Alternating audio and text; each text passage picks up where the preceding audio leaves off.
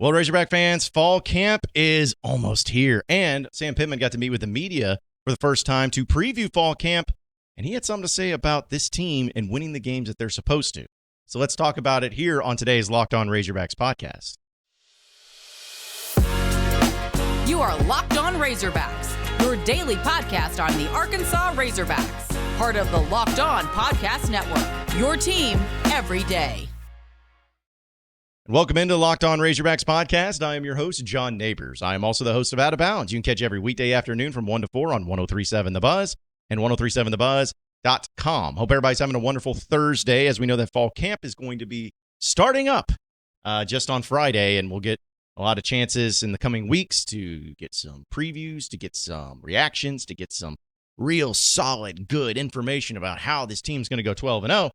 But, hearing from Sam Pittman yesterday, he had a few things to say, and we'll go through a few of the stuff that stuck out.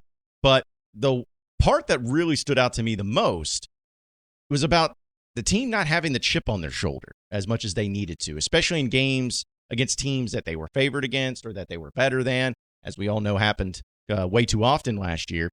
But Sam Pittman talked about that and just trying to make sure that they do not lose their edge this upcoming season in not only the games that they are not supposed to win, but also the games that they're supposed to win.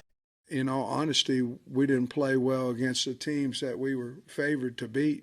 And so we lost that chip at times. And so we have to coach that way. We have to feel that way and all those things. So we just got to get back to old Arkansas football. And we started that obviously in January. But I really like where we're at. I like the hunger of the team and things of that nature.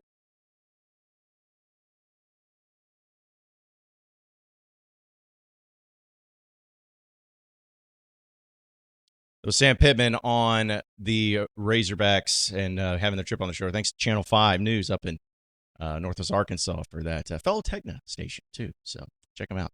But yeah, so losing the chip on their shoulder is something that they can't afford to have happen anymore. And, last year it was about some culture in the locker room issue. There was a lot of injuries that played into a lot of it, which is fine. But in this particular case, it was extremely frustrating to see Arkansas go up against teams that they should beat and should take care of business against, and they wouldn't. It was against Missouri for sure at the end of the season. It was against Liberty for sure. You could even make an argument for, well, I don't think it is an argument, but A&M kind of the same way. Like, if you think about the losses that Arkansas had last year, and I know a lot of them were close, but, Arkansas lost to a team like A&M that had a worse record than what they did. Like, Arkansas was a better team. They lost to Missouri, which, they both finished with 6-6, but there was no question that Arkansas was a better football team than them last year. They lost those games because they just could not have that edge, that chip to them. And, there's other factors that played into it as well. And before all the other SEC fans start screaming at me, just know I'm not taking credit away from you for winning those games. You won those games fair and square. But let's be honest. There are games that happen all college football long where the better team doesn't always win, but the better team was better that day. Happens all the time. I mean, was Arkansas a better team than South Carolina last year? A lot of people would say, well, no, South Carolina beat Tennessee. They beat Clemson. Well, Arkansas beat South Carolina last year. So anyways, not to get on a tangent. But the point is that you got to be able to beat these teams that you are supposed to beat. Arkansas did a really good job with that in 2021. If you think back to that season when Arkansas won 9 games, they lost 4 of them. And the 4 games that they lost, exception of maybe one, were to superior opponents. Arkansas lost to Georgia on the road. Chiefs. Yeah, you ain't going to beat them. Arkansas lost to Bama on the road. Closer game, but still a better team. Arkansas also lost to Auburn at home, which was really frustrating because, you shouldn't have lost to them in any case. And then also with, again, the amount of games that Arkansas had that were just close calls, Ole Miss was the other one. And that one was one that came down to the wire, as we saw. It could have gone either way. So I wouldn't necessarily say you lost to a superior opponent, but that was an Ole Miss team that did win 10 games for the first time ever in their history. And so you're talking about in 2021, you lost games, three games to two of those teams that played in the college football playoff, and the other one being a team that played in the Sugar Bowl in Ole Miss, and then the other one you lost at Auburn at home, which is again. But the point is, all the other teams you were better than, you took care of business and you won. Arkansas needs to get back to that point. They need to get back to the point to where they're actually taking care of business against those teams, stepping on the throat and finishing them off. Which, if they do that this season, there's a lot of games on the schedule that Arkansas is going to be the better team. They're going to be the better team, and they should go into there expecting to win. That's a fact. It's just a matter of going out and executing it. So I like how Sam Pittman said that, and I think that that's one of the biggest things that this team has to learn from. And even as a coach, he said, I'm still learning. But another thing that he had to say was talking about how he likes this team, which is always a good thing if you hear your coach say he likes the team. But he was saying that he likes where it's at. He likes the direction it's going, and that can give you at least a little bit of hope compared to what it was last year, maybe, that he sees some things that have changed for the better. I really like this team. Obviously, for me, I'm still learning. I'm not for sure if you ever quit learning. Probably if you quit learning, then you probably quit getting better, and Lord knows we owe it to the state of Arkansas to field a really good football team. But probably not a lot of difference in year 4 than before. So he likes the team, and he likes what they've done in practices. He likes the energy that they're bringing. He likes, honestly, everything about them. And I know that it's easy to say that. Like, it's easy to say, oh, okay, well, the coach, of course, is going to like the team because it's his team. It's the team he assembled, and, he's going to have some positivity to go along with it, too. But the one thing you got to see about Sam Pittman is he's been pretty open about things. Like, if you think about, like, is he going to give you doom and gloom all the time when things are bad every single time in every question he asks? No, but like, he's the one that said that there were culture problems in the locker room last year. He's the one that said that there were times where he would be speaking to the team and the team wasn't always listening. There were times of that. He's been saying that I'm still learning. I'm still having to learn things, still having to understand how things go. Like, all of those things coming together, he shoots it pretty straight, or at least more straight than other coaches in college football. So I have to believe in that when he says he likes this team, he likes what they're bringing to the table. He likes who they are. He likes what they've been doing in the summer and in the spring, and he likes where they're at and getting ready for fall camp and starting up their first game. So that's a good thing to see. I've also heard, and he's even said that he's been a lot tougher on kids, not in a way of like, oh, physical, we need to be physical and mentally tough. I'm going to be extra tough. But just saying that he is being more direct, more blunt, more like, you got to get this going, because not only does we got to win some games, but my job's on the line. Like, you got to start doing these things, which is great. And then finally, this was a really funny clip, I thought, when he talked about Rocket Sanders and his weight gain and how it's just the most Sam Pittman answer ever when it comes to how he approaches some of his players, but especially somebody like Rocket. Can't do nothing about it. You'd have to cut skin. I mean, you pinch him and nothing moves. There's nothing you can do about it. I mean, we talked to the nutrition and we talked to Ben about it, and he's 242, and there's no fat there. So I don't know what you do with it, but he's in shape. So how great is that to hear that when you try to pinch him, nothing moves. It's like, yeah, I mean, you pinch me, everything moves, I feel like. But that's, again, the amount of weight he's gained is nothing but solid muscle. I'm expecting Rocket to have a huge year this year. I can't wait to see how this offense looks. And I think Dan Enos, he's got a lot of weapons to work with. If the wide receivers / tight ends, because tight ends is definitely a position of interest, if both those positions really bring it and really have some moments and some success, there's no reason why this offense can't really take it to that next level. Especially knowing that, you got so many different options with KJ Jefferson. Think about when Dan Enos was the offensive coordinator back in 2015 and 2016. Brandon Allen and Austin Allen were great quarterbacks, but they were passers. Like, Brandon Allen could run. He was actually really fast. People forget about that. He could run, but that's not the style that they were going for. In this particular case, when you have someone like KJ, the options are limitless, it seems like. You can go any direction with it. So I can't wait to see how it all plays out, and I can't wait to see how it all gets impact, especially with Rocket gaining the weight that he has, and it seems to be a really good weight too. Folks, these days, every new potential hire feels like a high-stakes wager for your small business, and you want to be 100% certain that you have access to the best qualified candidates available. That's why you got to check out LinkedIn Jobs. LinkedIn Jobs helps you find the right people for your team faster and for free. Just go over to LinkedIn.com/LockedOnCollege and check it out for yourself. You'll see how easy and fast and convenient it is to make sure that you're hiring the best candidates, while also, if you're someone looking for a job, you can get the best job offers out there. They have simple tools like screening questions, making it easy to focus on candidates with the right skills and experience so you can quickly prioritize and get the interview you would like to have and hire the person you want to have. So head over there today, because LinkedIn Jobs helps you find the qualified candidates that you want to talk to faster.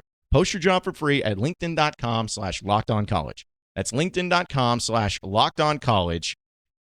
Post your job for free. It's free. Free 99, folks. Post your job for free. LinkedIn.com/LockedOnCollege. Terms and conditions do apply.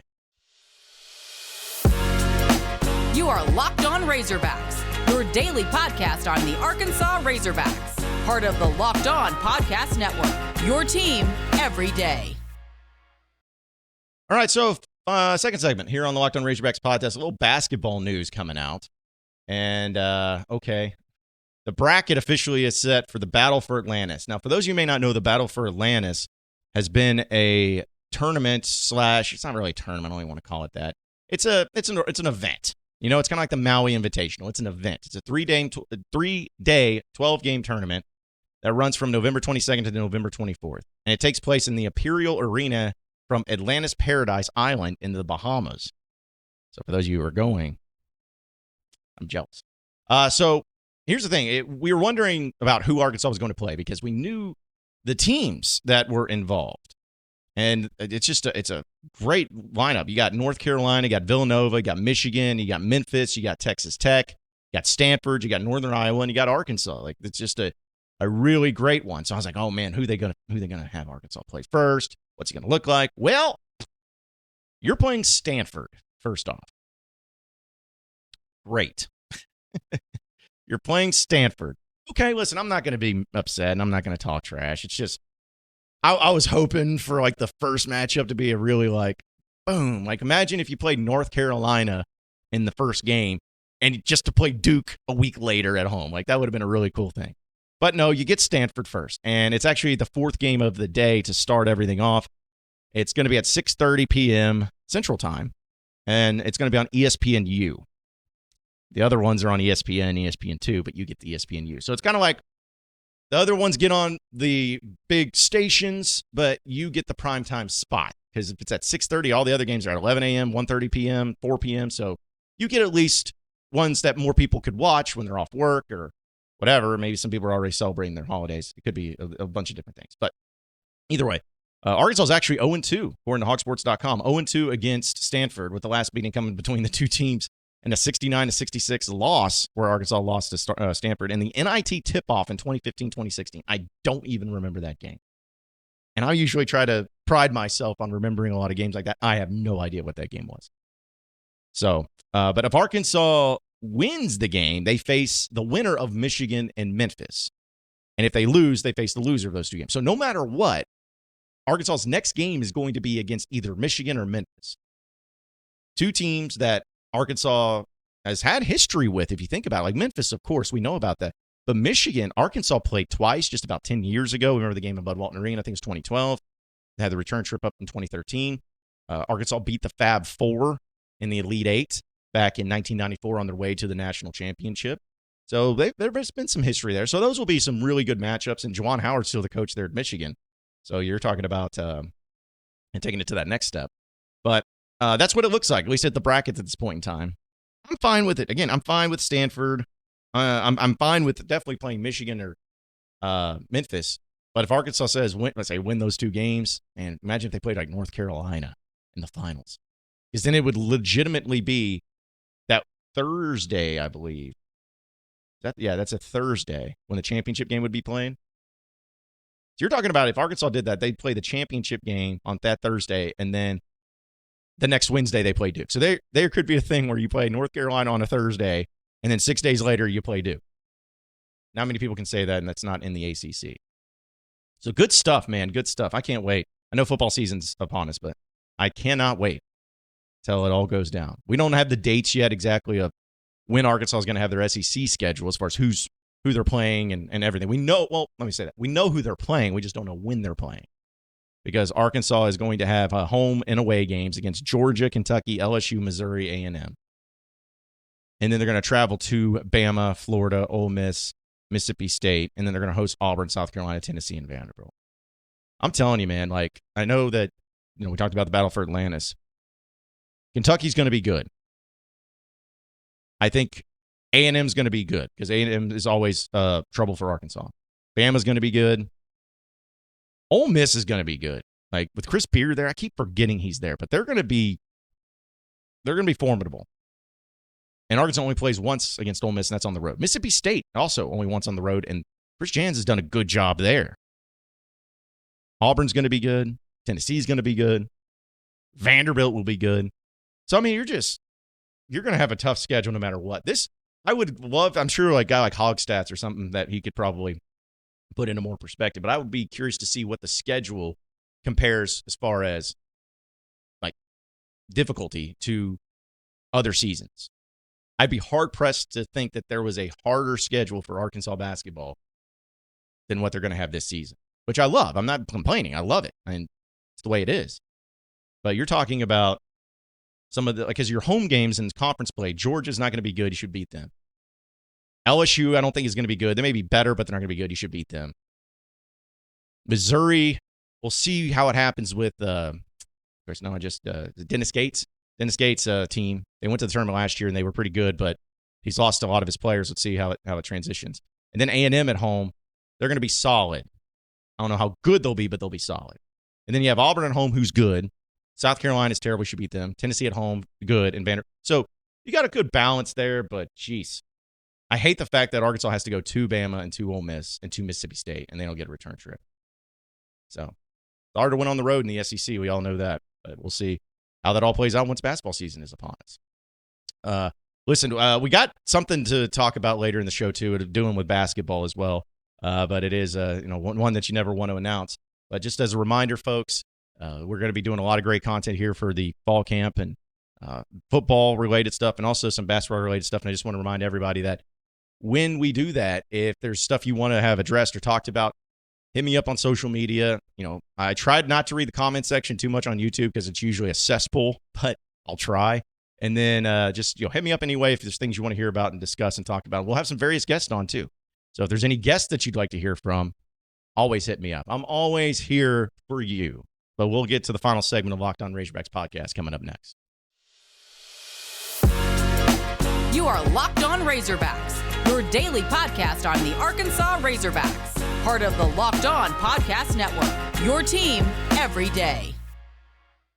All right, so final segment here on the Locked On Razorbacks podcast. This happened yesterday, some announcement that is something you never want to see, where Charles Balentine, those of you who remember Charles Balentine, of course, watching him play, but maybe for those of you who don't remember or didn't watch him play, he's the one that, of course, was best known for hitting the iconic shot to beat North Carolina, Michael Jordan, North Carolina, down there in Pine Bluff.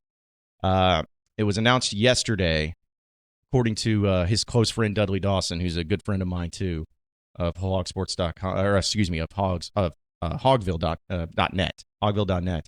According to him, that Charles Balentine did pass away at the age of 60.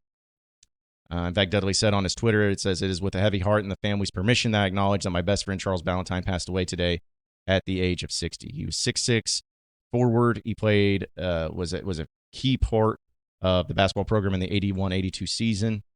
He played point guard. Actually, Dudley played point guard, but it was the forward that was so big and strong and had some great moments and was a great Razorback too.